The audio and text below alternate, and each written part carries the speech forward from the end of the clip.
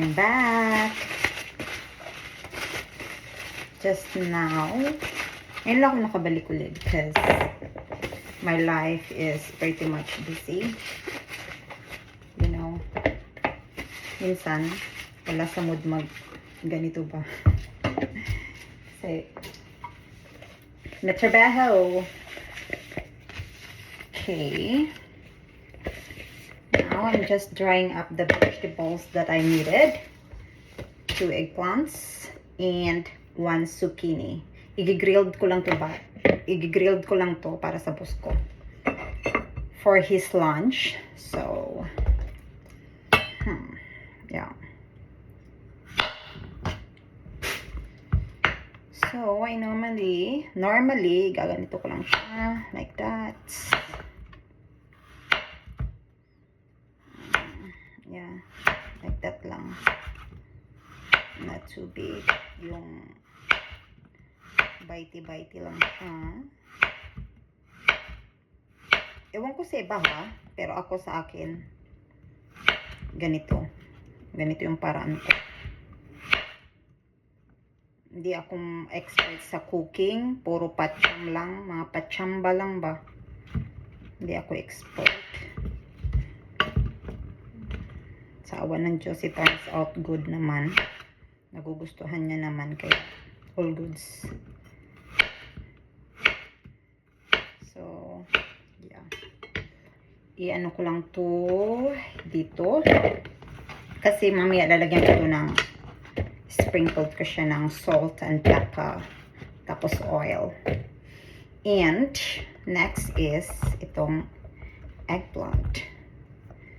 So, tanggalin natin yan. Ganon din. Same procedure. Favorite niya eggplant with Thai basil leaves. Gusto niya yan. So, okay.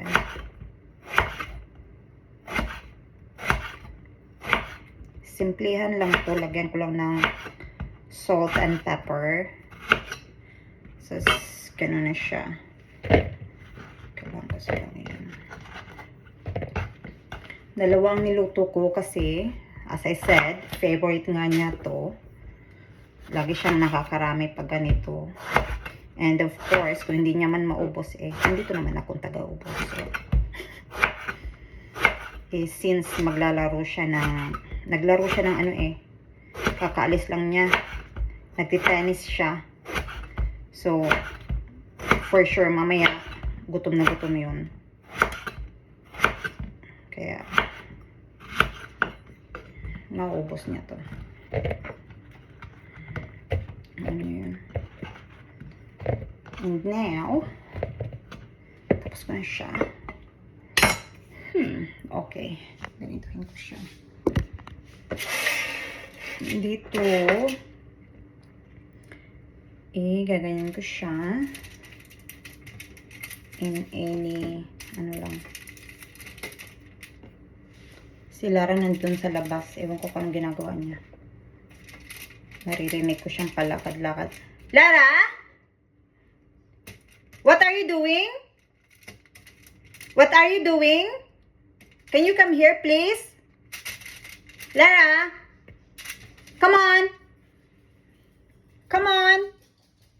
Say hi to the guys. Hello, guys. Ang ginawa mo doon? Huh? What you are doing? Don't do anything stupid, huh? You know I'm going to be angry, right? I'm sure you're not, though. Because you're such a very good girl. Such a very good girl now, isn't it? Yeah? Yeah, I'm preparing for Daddy. This is Daddy's lunch, love. Ano ba nakikita? This is for Daddy's lunch. So, ayan, ko lang siya. Minamadali ko siya kasi magbabago ang kulay ng eggplant. Alam nyo na yun. Saan na naman siya? Lara? Why I feel like not comfortable when you're away? Like, when you go there, like just walking around. Why don't you grab some toys and go play? Yeah? Go play there in the rag. Come on. Or in your bed, whichever you want. Come on.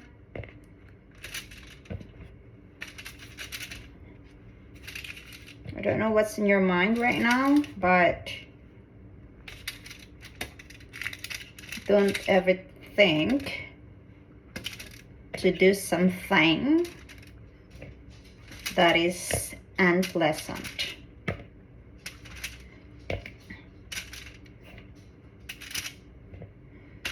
So, tapos nitong mahanay-hanay, sprinkled ko to ng salt and pepper. Tapos, anuhan ko siya ng olive oil. Nilagyan ko yung nag-chop ako ng finely chop ng basil leaves. Nilagay ko sa olive oil para yung aroma niya ba dumikit sa olive oil. So once na mailagay ko siya dito, mag-aano siya, mapahid-pahid ko yung oil dito. Mag-aano yung ano, no? I like zucchini, you know. Gusto ko yung nakakain to ng hilaw, guys. For all the people who don't know. Alam niyo bang dito ko lang dito natutunan. Dito ko lang nalaman na makakain pala tong hilaw.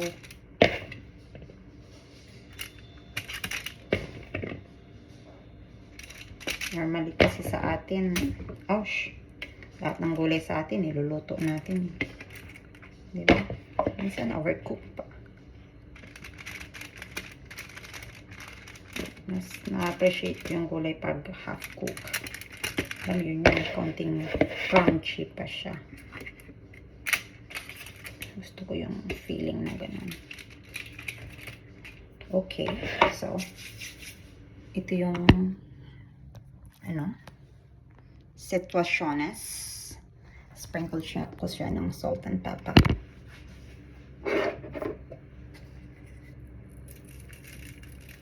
Sprinkle lang. Not too much kasi of course masusulte naman siya pag nasubrahan.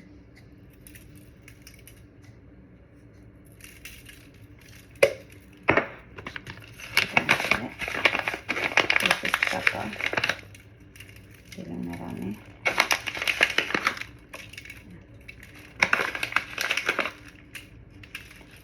Dito, ang salt and pepper, lagi ang salt at saka pepper, lagi ang magpa-partner. Alam nyo yun? Pag maglagay ko ng salt, may pepper. So, sa atin, asin-asin lang.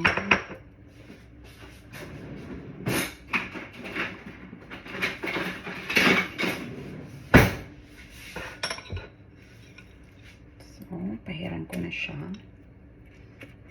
before ibang kulay pa ang eggplant, as I said. Nag-i-struggle tayo isang eggplant dito, probably because ang paghiwa ko hindi proportion. Ganun talaga, hindi siya mapo-proportion talaga. Kasi gusto ko naman na may taba. Ano na yun? Hindi yung puro nipis lang. Kasi gusto ko yung pagkain cooked and half cooked yung kinalalabasan. Alam mo yan?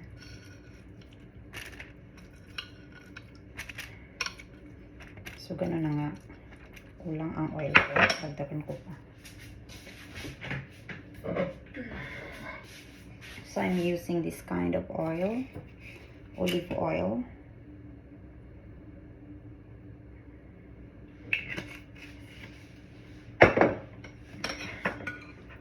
Narinig ko siya dito sa chinap ko na ano,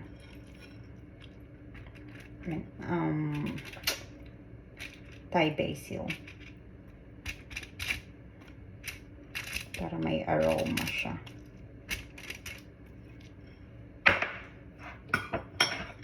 So, ang pagluluto, natutunan ko lang din dito talaga.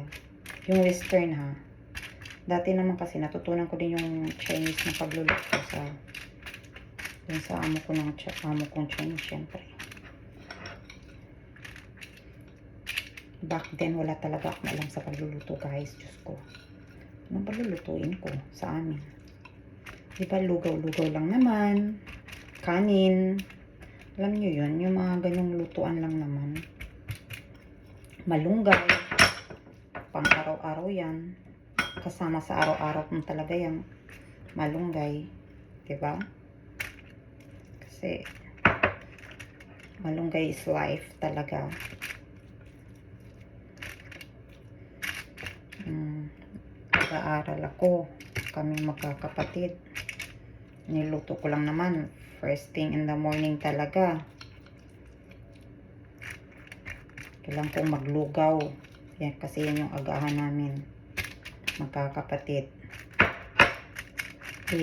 Nanay ko, sinasabihan ako kung hindi ka maglugaw sa umaga, wala kayong agahan. Ikaw ang maglulugaw. Alam mo na yan. Okay, karera mo na. Yun nga, no choice, karerin ko na talaga. Alam niyo yun. I think this pretty much good. Yung kung ilagay lahat tong dahones kasi ma-over naman siya. I think wala din naman problema ko ilalagay ko to lahat, which because ano naman, as I said, gusto ng amo ko ang basil. But gusto ko lang yung ano lang. Kick lang. Alam mo yun? Mga pa-kick lang ba na smell. Okay. Ganito siya. Ceros. Ganyan. Tapos ipipreheat ko yung oven mamaya. Para i-load ko na siya. In about, i-ano ko siya ng 20 minutes. But, i-check ko siya from time to time kung nag-golden brown na siya or nagba-brown na siya. Then, I can, alam mo yun, baliktarin ko siya. At it's either aabot siya ng 20 minutes o hindi pa umabot ng 20 minutes.